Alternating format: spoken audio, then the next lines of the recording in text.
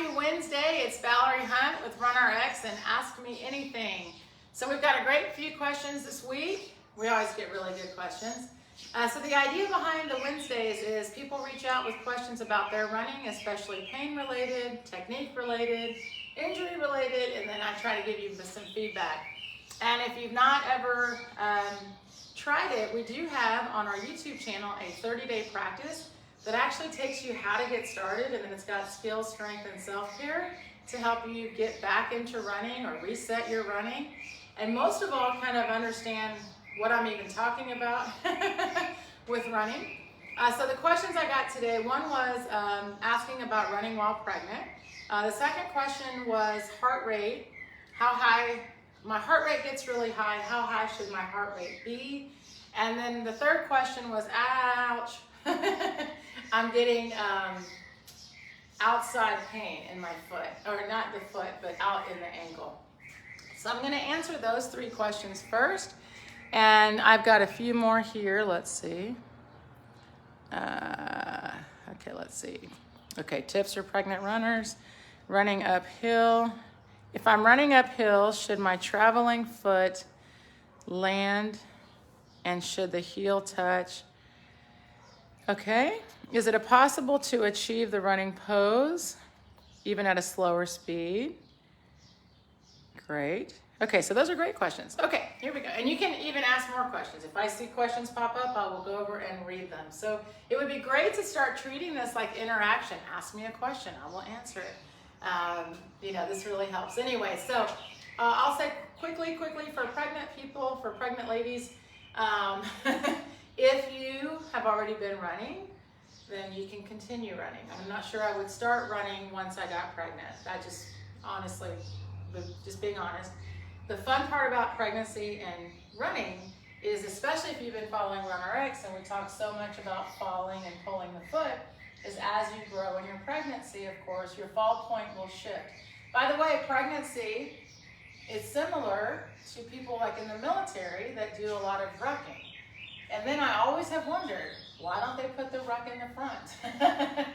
So whether I've got a ruck backpack on my back or I'm carrying in the front, both of those are going to change your center of mass, right? Because if I have now weight behind me, it's pulling me backwards.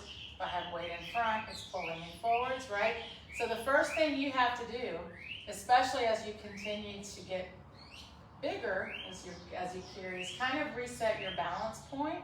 So I just do it this way, standing on both feet, just kind of rocking back and forth and finding that place where I can hold my body weight on the ball of my foot, but I feel very stable.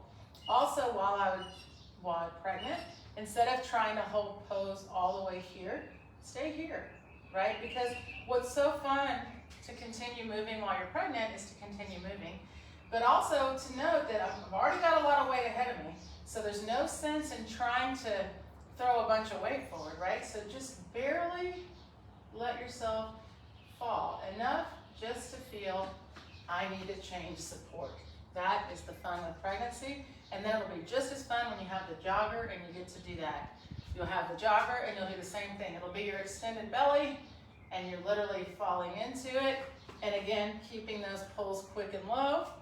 Those of you that have the backpack on and you're going this way, you have to do the same thing. You have to reset your center of mass. Your knees might be more bent, your hips might be a little bit back, but once you have that reset, then you take that whole center and you travel it forward. So guys, it all goes to the same thing. We need to be what's called in balance. So running is simply falling out of balance. And then the longer I can hold my fall, the faster I will run. Because if I have weight going forward, right, my feet are basically trying to keep up with my body weight. So to the be careful part comes in. If I have too much weight in the front and I'm trying to go too far forward, my feet won't keep up. They will go back here. It's balance. So if I'm bent like this, feet go back. If I'm bent like this, feet go forward. You have to stay balanced. So that's your important part when you're training. Again, either I've got a heavy weight on my back, I've got too much weight in the front, I've got too much weight You know what I mean? There's a lot of people trying to use running to get fit, lose more weight, and I tell them all the time, do it. Running is the best, but do it at your pace, and what that means is find your center point. You're already holding your own body weight, whatever it is. So find it, find where you're comfortable, and simply shift just enough fall that you simply need to change support. And as you get more pregnant, you might be shifting side to side. Okay, so that being said, that was a fun little segue. The next question somebody asked, this is a challenge for a lot of us, and because we talk about so much in running about the foot strike. Once you let go of any thought of striking the ground, you will no longer strike the ground. And I know it sounds so simple, but it really is. So it's the gait cycle itself is pose, the figure 4, right? So from the hip down, I make this figure 4. So pose, and then ears, shoulders, hips in line. This line actually connects to this ankle. See?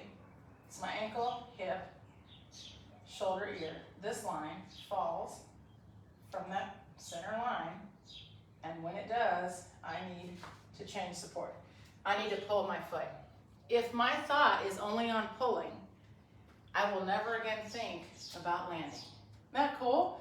But first I have to be in that mindset, and then I have to think, well, what does that even mean? Have I been thinking about landing? Yes, you have been. You've been wondering, where do I put my foot? So then unfortunately your whole run is active, meaning you're like, where's the ground, right? So you're running and you're thinking, I should be landing on the ball of my foot, and then all of a sudden you're putting your foot down, you're putting your foot down. So instead of fall pull, you're putting your foot down. If you try to control the down, then you're not running anymore. Because here's what's so cool. And by the way, the question was really good, so I'm going to kind of go back to the question, but first see that. When I say to somebody, or you say to me, right now, no thought, do 3 jumping jacks, no arms, no thought. You never even thought, I need to put one foot out here and then one foot out here, maybe put my weight on. You see what I mean? You just did the movement. So think about that with running. If my only movement is up, up, up, up, up, up, there's no time for down. Because to be fair, gravity's quicker than me, and you, all of us. So it doesn't matter how fast I pull this foot's gonna go down first. So if I try to do both jobs, you think of a piston, if I try to do both jobs, then unfortunately, gravity wins every time, so then I'm running by stomping my foot into the ground. So it's very important to understand that, because once you start to pull, you let go of things like heel striking or reaching, or all these things that people do are just simply coming from not pulling. So just pull. So let's talk for just a second though about the foot itself. So we're going to do all together a ball of foot hop, and then we're going to run in place or pull in place, right? So if you just stand, kind of like you just did that jumping jack, right? So you got to bend your knees. So you can stick to the jumping jack if you would like, or that same idea, but I'm just going to hop. Okay, so just hop. So when I'm hopping, it's called a rebound. My knees are bent. I'm using what's called muscle elasticity. And as soon as I sense body weight on the ball of my foot, I simply pull up. Now from here, everybody go up, up, up, up, up, up, up, up, up, up, up, up, pause. Pause in the pose. Okay, now you can comment on this later, but while we just sat there for 5 seconds and pulled up, could you for just a second only think of that? You see what I mean? Like if I'm saying to you guys, all right guys, here we go, pull up to the sound of my voice, 3, 2, 1, up, up, up, up, up, up, up, up, up, up, up, up, up, up, up. How do you have time to, one, put the foot down or wonder where down is? You see what I mean? If my intent is on the correct action, why would I think of the incorrect action? See? I mean, it's a simple thing, but it works. Like kids and puppies, tell them what to do, right? You don't say to your dog, sit, sit, no, don't put your paw out, no, don't, whatever. How are they gonna learn? You put your hand on their butt, sit, put your hand on their butt, sit. Then all of a sudden you say sit, they sit, right? But you keep repeating the same wording, the same action. So it's the same in running. If I'm always up, up, up, up, that simply becomes running, okay? Now, standing here again, your whole foot is touching the ground. When you're on the ground, the whole foot is touching the ground. This is important. As your body weight shifts forward, so try this with both feet. As your body weight shifts forward, does the whole foot stay on the ground? No. Because, why? Because my body weight is going this way. It's unweighting my foot. So in running, what's so great is you come onto the ground, your body weight is still, you don't sit still on the ground, your foot does. Your body's still going this way, right? So because as I come down, my body weight is traveling forward, it unweighs my foot, and I'm pulling very quickly. When the foot is on the ground, the whole foot will tend to touch down, and it does kind of, it touches down and it kind of goes, you know, because gravity and everything else. But the fun part is then it just pops right back up. So pulling itself is just like hopping or jumping jacks. So somebody asked a question, should my heel touch? Don't force it.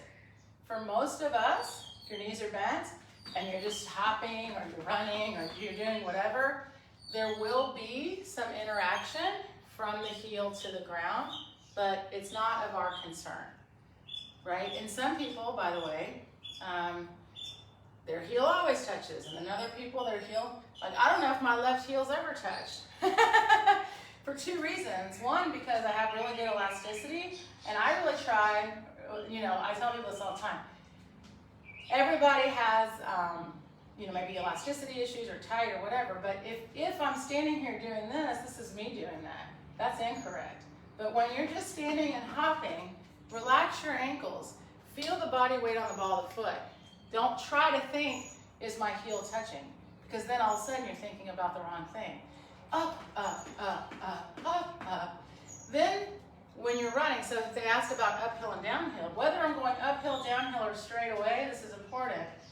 What happens is the foot itself is flat on the ground, body weight goes forward, right, and you change support. So that being said, if I'm on a severe uphill, or not a downhill, but a severe uphill, and you're really falling, the foot might stay a little bit unweighted as you go up the hill, right? But again, it can't be my concern. That's what's really important. So if you go back later and you see a video of yourself running up a hill, you could do that. Video yourself running up a hill. What you're looking for is the knees are staying bent. This line is holding. Your cadence should go up as you climb because the ground's coming up to meet you, right? Those are the things you should feel. Those are the things you should look for.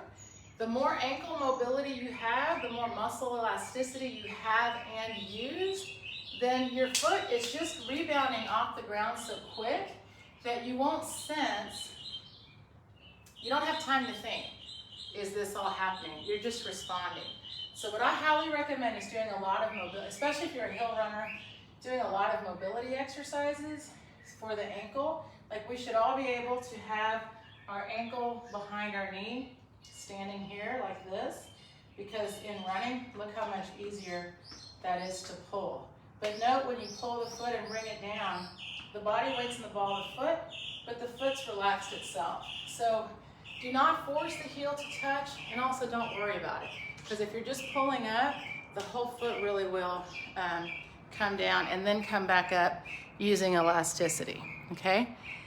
And you start to let go of so much, okay, last question. You start to let go of so much thinking.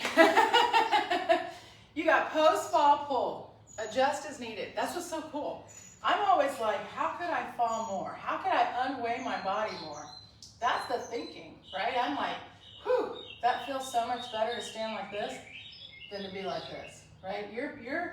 I don't like to use the word posture because it is a running pose, but just even your daily posture when you're standing. Can you stand and hold your shoulders over hips, right?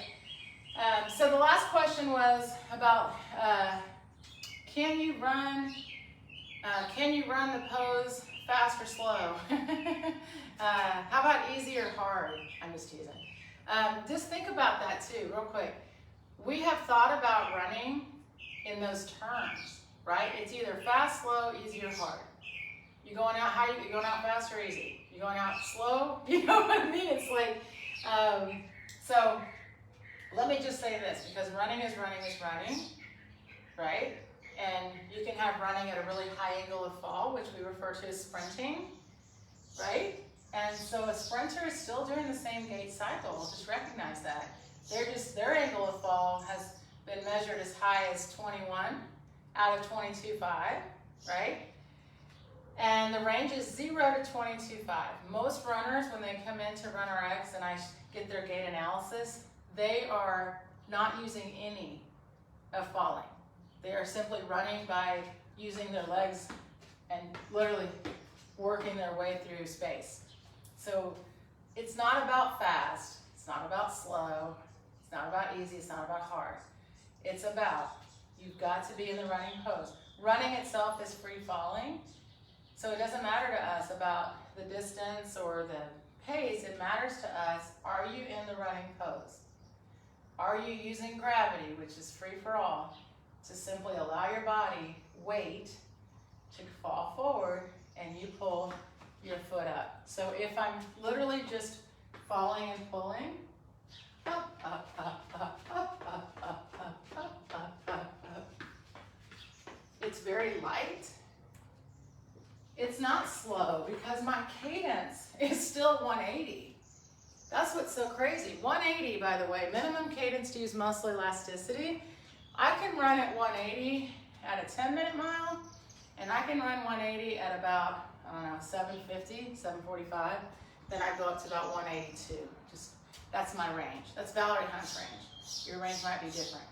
Everybody can get to use that baseline elasticity, even if it's a whatever. I mean, we find that most of the runners that come into us simply will start to add a little, once they're using their fall at all. How's that? Some people have come into my RunRX and said, I'm like a 12-minute miler. And I'm like, no, you're not. You're not a 12-minute miler. You're running, but you're not running. You're moving at a 12-minute pace, but you're not running. And the same effort they were putting in to run 12 minutes, once they start to fall, becomes very quickly 10. Not because I'm trying to make you run faster, but because you were just so inefficient before. Now you're increasing efficiency. By the way, every time you get your foot off the ground a little bit earlier, you're reducing impact. And that's what it comes down to me all about. That's why I got into this to begin with. If you put your foot down, it's 3 times your body weight, and in your mind you think I'm new and I'm slow, so I should run slow, then you're gonna put 6 times your body weight, 9 times your body weight. You understand? If this is 3 times, I'm getting people, when they send in their gait analysis, I'm seeing people on the ground up to 5 frames. That's like, it's insane. Does that make sense? It's not about running slow or hard. It's about making sure, you guys, that you are staying where you need to be in your pose and just stay with where you are. This is so much fun because I tell you what, if I can do that, this, not as hard. And you know, in all the practice I give you, the practice is harder than the running on purpose, by the way. And by the way, ask people that train like for athletic events, woo, training is supposed to be challenging. So add the training in. Add those warm-up sessions, add those skill sessions, add those elasticity hops, add that recovery in. Go through the reboot. If you have not been through it, it's a great way to start adding in some of those exercises to help you develop your ability to pull your foot at 180, because that's important. But I promise you can get there. And so start thinking more of, I'm going free falling today. What's the angle I want? And it really does change your whole mindset on running as well. All right, guys, thank you so much. Great questions. Hold on, somebody else said something real quick. Okay. That was the main question, was Making sure, last thing, is it the spring-like effects. I'm always talking about, you know, I'm very bouncy anyway, but we're using the spring, we're hopping to drill. But I don't want to hop when I run, right? When I run, I want to pretend I'm in a room that's shorter than me. My knee is already bent. So in place, if I hop up, right? That's normal. I don't have anywhere else to go. But in running, you're pulling up, but remember that spring load is for forward. So I'm falling and the foot pulls up, right? Body falls forward, foot pulls up. Very important. The fall has to come first. Then you're only pulling 2% of your body weight. So if your pulls are not feeling light and quick, then you have to say to yourself, self, I need to fall, look for a fall point. This is your gas pedal. Find a fall point, and all of a sudden, things will start to shift. Thanks again for the great questions. Like I said, you can get on our reboot. It's on the YouTube channel.